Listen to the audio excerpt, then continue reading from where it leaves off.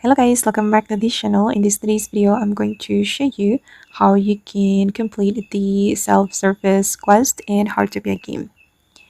Okay, let's get into it guys. As you can see here for the self-service lab, I need to use research device to research an item in the lab and also complete a research. And you can unlock this quest after you reach level 27 in Heartopia. Once you unlock level 27, you can immediately go to the lab and you're going to use the research device. Okay, we can use the research device to study psionic power tag related items. Okay, I'm just going to tap on that. Then under the research device level tab, you can upgrade your research device to speed up your research. Okay, and now let's start doing the research.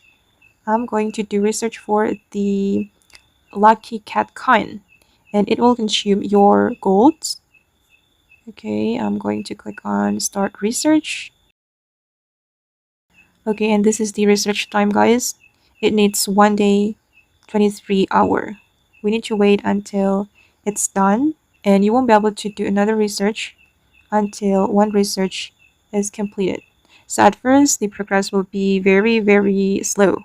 Okay, as you can see, I've already used the research device, but I still need to wait until the research is finished. Okay guys, and that's how we can complete the self-service lab in Heartopia game.